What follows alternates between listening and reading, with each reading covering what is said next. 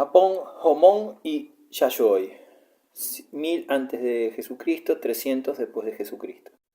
En el primer milenio antes de nuestra era, la cultura y el arte del Japón fueron, como su raza predominante, una simple prolongación del mundo siberiano, hasta que en el siglo III antes de Jesucristo se dejó sentir ya la influencia china.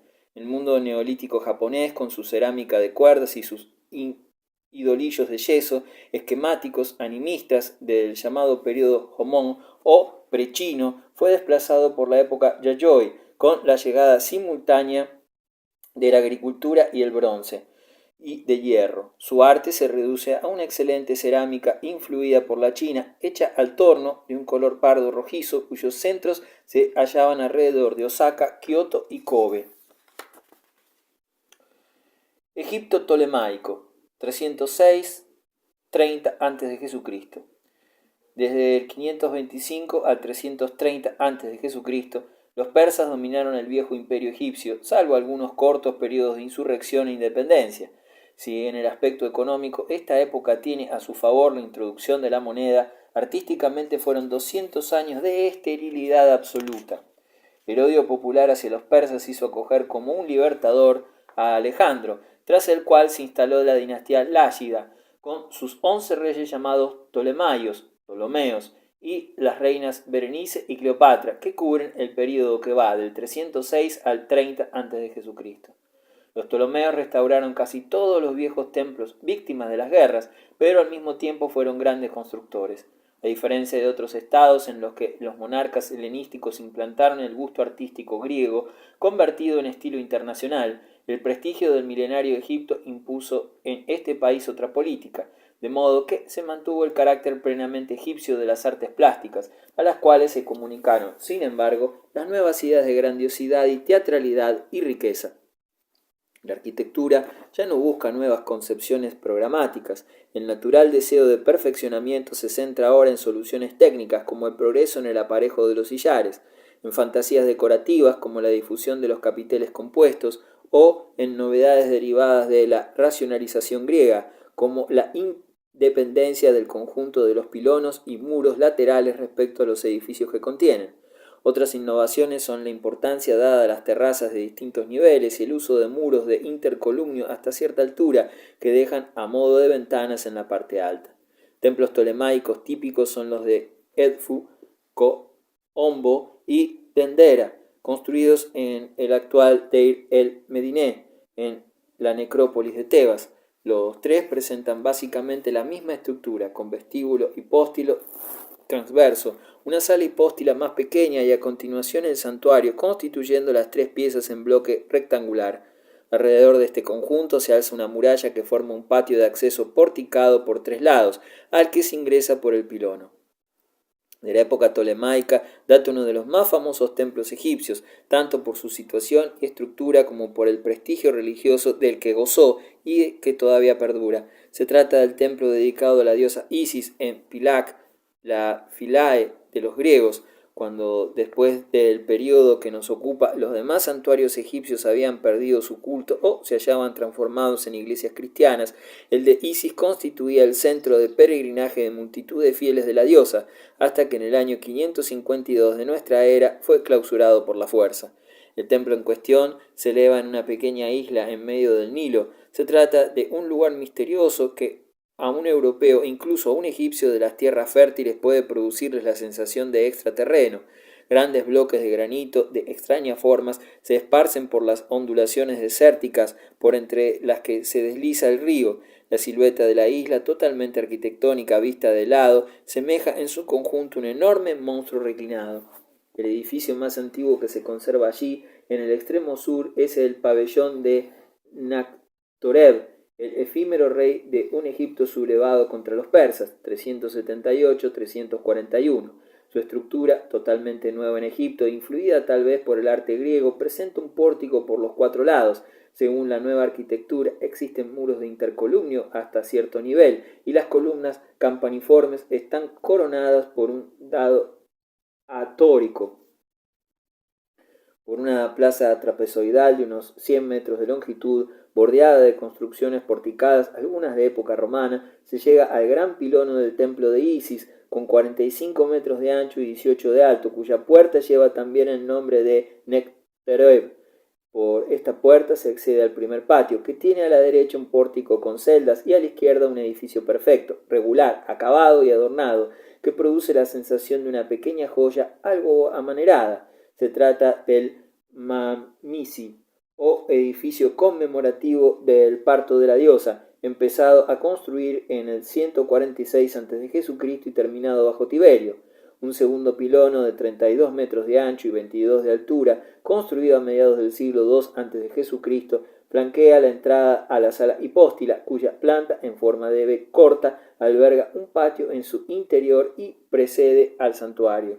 Entre las numerosas renovaciones e innovaciones introducidas por los Ptolomeos en los edificios ya existentes, cabe citar la puerta del templo de Khonsu, en Karnak, edificada por el tercer rey de la dinastía, avanzada ya a la segunda mitad del siglo III antes de nuestra era. Consta dicha puerta de 2 jambas trapezoidales y de un dintel con gola, especie de equivalente rectilíneo a los arcos de triunfo romanos. Excepto en Alejandría, donde artistas helénicos trabajaban a la manera griega, la escultura monumental de bulto entero se mantuvo en una imitación del arte egipcio de las grandes épocas, como ocurre con el Alejandro Aigos de Karnak. Los relieves, en cambio, denotan un deseo de asimilar el complejo modelado helénico, para lo cual la técnica del rehundido debe exagerarse con el fin de obtener más corporeidad en las figuras. Ello degenera en un procedimiento mecánico y frío. La única creación realmente original del período tolemaico fue la sustitución de los sarcófagos antropoides por unas pequeñas placas con retratos ilusionistas a la manera griega. En el cementerio del Fayum se han encontrado en abundancia placas de este tipo, algunas de ellas verdaderas obras maestras, con una técnica espontánea e impresionista. México preclásico superior y Olmeca, 650-400 a.C. En este periodo, las comunidades religiosas que constituían la clase dominante de una sociedad estructurada en familias y clases impulsaron el desarrollo de la arquitectura pétrea, cuyo monumento más importante es la pirámide de Huicuilco, levantada con anterioridad al siglo VI a.C., en una zona próxima a la actual Ciudad de México, sepultada por una erupción del volcán Citle en el año 600 antes de nuestra era. Pudo ser desenterrada casi intacta en el año 1957, de planta ovalada y forma escalonada, típicas de las construcciones mexicanas precolombinas. Esta pirámide consiste en un cerro de adobe revestido de piedra sin labrar, formando 5 terrazas superpuestas de muro en talud, con un eje mayor de 125 metros y una altura de 20. Unas escaleras conducen a la cúspide, donde se halla la plataforma que servía de altar. Otra pirámide primitiva es la de Oaxactún, del siglo IV a.C. en Guatemala. A este período pertenecen las cabezas colosales y los altares de la cultura de la venta, monolitos de tamaño enorme para un pueblo que también esculpía pequeñas figurillas de jade. Entre estos colosos se ha querido identificar a la diosa de la luna con un tocado en forma de B corta y garras de jaguar, tótem tribal de los olmecas, todo ello extraordinariamente redondeado y tosco. El tiempo de la sacralización. Roma, Julia y Claudia, 29 a.C., 69 después de Jesucristo. El Imperio Romano fue en principio una evolución que hoy llamaríamos presidencialista de la República Romana. El emperador Augusto, como todo conductor personalizado de los negocios públicos, tuvo tendencia a aplicar a las obras monumentales del país el mismo principio aplicado a su actividad. Si la política, el Estado, se convertían en un hombre visible y tangible, era preciso que las instituciones, las ideas, la misma grandeza y la riqueza de su tiempo cristalizaran en realidades materiales también visibles y tangibles. Todos los gobernantes personales han querido verse reflejados en los monumentos públicos y en el urbanismo. Augusto se propuso convertir una Roma de arcilla en una Roma de mármol. En el foro romano levantó el templo de César, el divino Julio, y el de los castores, del que 3 columnas se levantan todavía en un podio de 7 metros de altura. quedan restos ingentes del Teatro Marcelo, empezado por César y terminado por Augusto en el año 13 de nuestra era, capaz para 13.500 espectadores. Su gradería se apoya sobre bóvedas y presenta una fachada de arcadas de Traventino entre tres columnatas embebidas superpuestas como en el Tabularium y en la Basílica Julia. Como mausoleo para él y los suyos, Augusto construyó en el 28 a.C., entre Tíber y la Vía Flaminia, un enorme túmulo circular consistente en una torre cilíndrica de 88 metros de diámetro, apoyada en un gran podio cuadrado. Sobre la torre se alzaba un cono escalonado con una estatua del emperador en lo alto. La cámara sepulcral, como algunos precedentes etruscos, consistía en una cúpula con pila central. A imitación de esta tumba de torre cilíndrica se construyeron otras muchas, como la del Casal Rotondo o la de Cecilia Metella en la Vía Apia. El recuerdo de Egipto dio forma piramidal, en cambio, a la de Cayo Cestio, tribuno de la plebe, muerto en el año 12 a.C. Desaparecidas la mayoría de las construcciones romanas de Augusto, lo mejor de su época se conserva en Provenza, como el templo corintio de Nimes, casi intacto, llamado Le Hostal Carrat, pseudo períptero, construido en honor del emperador en el año 4 de nuestra era. De la misma época datan el acueducto del Grand y el monumento sepulcral en forma de torre recubierta de relieves béricos de Saint-Rémy. Los sucesores de Augusto construyeron poco. De tiempos de Tiberio es el arco triple paso de Orange, también en Provenza. Calígula emprendió el Círculo Vaticano y Claudio enriqueció con mármoles el Circo Máximo.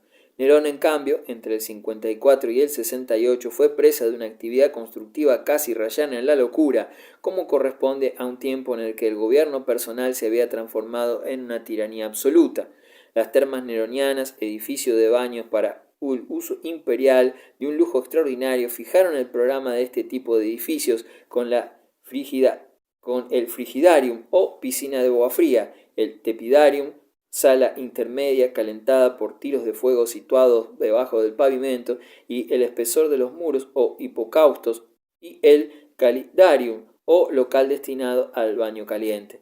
Después del incendio de Roma del año 62 se destruyó estas termas. Nerón emprendió en el Palatino la Domus Aurea o Palacio de Oro, con derivaciones gigantescas que llegaban hasta el Esquilino, gracias a los espacios dejados libres por el incendio.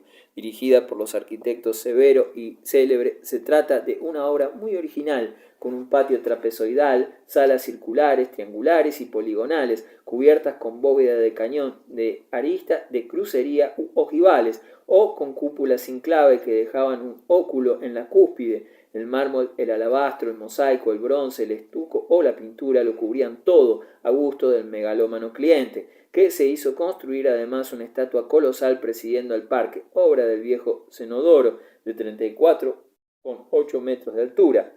Nerón aparecía desnudo, con una corona de rayos como la que lleva la Estatua de la Libertad de Nueva York. Monumento escultórico fundamental del imperio de los Julios y los Claudios es el Ara Pacis Augustae, no descubierta hasta 1937-38. Se trata de un recinto cuadrangular de 11,60 por 10,65 metros, cuyo interior se recubre de relieves con bucráneos y festones, y en cuyo exterior, en lo alto de un zócalo, se desarrolla un friso figural junto a alegorías mitológicas. El friso, que por su ambición puede compararse al de las Panateneas, nos ilustra sobre el cambio de mentalidad. Aquí no se trata de una imagen genérica, de una idea intemporal como en la obra helénica, sino de una procesión histórica en un día determinado, con personajes concretos y en una edad concreta de la vida, precisamente Augusto, sus familiares y colaboradores. En escultura exenta observamos una duplicidad. Los retratos publicitarios, como el de Augusto Guerrero, de la Prima Porta, aparecen idealizados, embellecidos a la manera griega, casi divinizados. Hay otros, sin embargo, que corresponden a ritos romanos, a tradiciones propias, como los retratos de antepasados que se ponían en las casas, o las efigies de Augusto como sacerdote, con la toga en la cabeza, que ofrecen un sano realismo vivo de tradición etrusca. El tipo femenino del círculo imperial lo encontramos en la imagen de Livia, conservada en la Villa de los Misterios de Pompeya, el infantil en el Lucio César, conservado en Nueva York, Los tipos burgueses se reproducen con un delicioso realismo nada halagador, como nos lo testifica el doble busto de Catón y Porcia, custodiado en el Museo Vaticano. Nuevas concepciones, sin embargo, se abrían paso, como el sorprendente visualismo del Ara Pietatis Augustae, actualmente en la Villa Medici, de la época de Tiberio.